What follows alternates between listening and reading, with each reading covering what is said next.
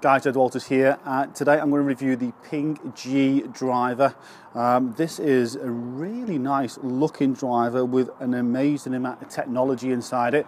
So let's have a little look and see exactly what's gone into producing this driver from Ping. Okay, so let's take a look at the technology inside this new Ping driver. I'm going to start looking at the crown on the top. This what they call dragonfly technology, and what they've done is they've studied the dragonfly's wings, and they've put these ultra thin sections.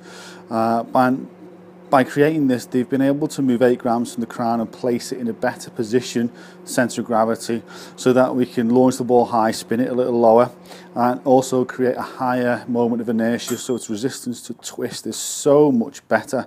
And then, of course, it makes it a little bit more forgiving as well. So, along with that, then if we look towards the back of the head, we've got this vortex technology, and this is reducing like the turbulence weight during the downswing is what they would call it.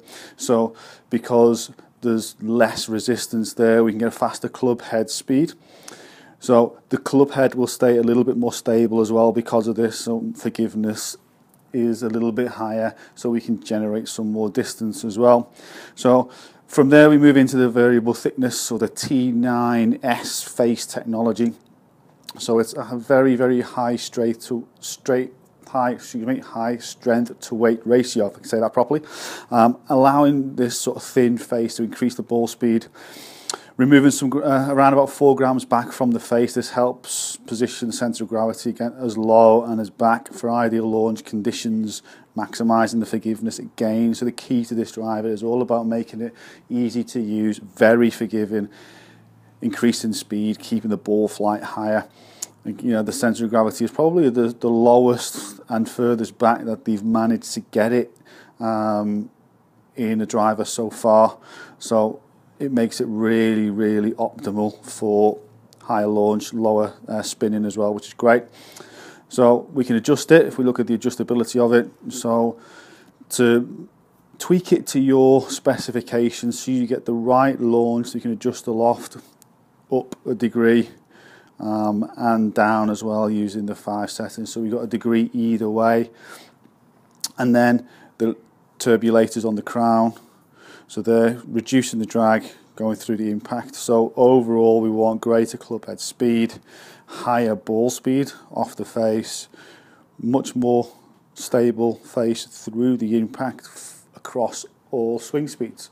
So it makes it a really, really forgiving club in terms of how much technology has been put into this driver. So looking at all that technology that's inside this driver, it'll be interesting to see how it performs and how it feels as we go through from the design, the club face for the higher ball speed, the technology to reduce the drag, to reduce the weight in the crown, so the lower centre of gravity and everything in there. So here I've got the Ping Tour 65 stiff shaft in it, and I've got 10.5 degree head, just set standard as it is there. It's standard length, so it's 45 inches in its length of shaft. I'm just going to give it a hit and see how it goes. You've got ES14 down here for some numbers. It's a different looking golf club.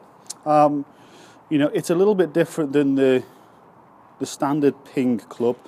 The turbulators on the top, which have been around for a couple of models now, are still there. Slightly different in their positioning, I think, from looking at a few of the others. But this sort of, the back of the design,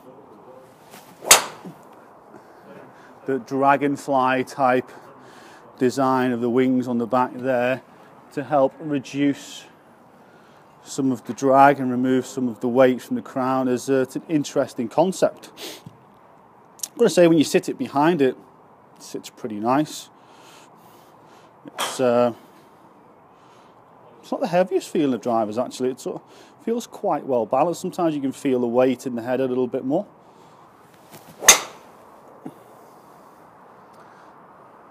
A little bit low out of the club face on that one, but it's not too bad. Feels quite nice when you hit it. It is quite a... It takes a bit of getting used to, I think, the look of the driver. It does feel really nice though when you hit it. A little bit left to right on the ball flight there. But it does feel pretty solid. I think if, you know, for those of you who are after a driver which is nice and easy to use, designed to reduce the spin a little bit more,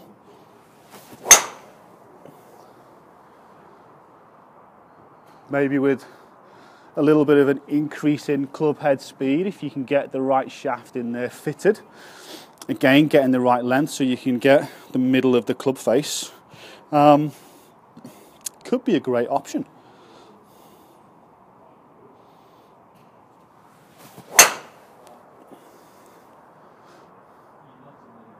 Do you know, it's not bad at all.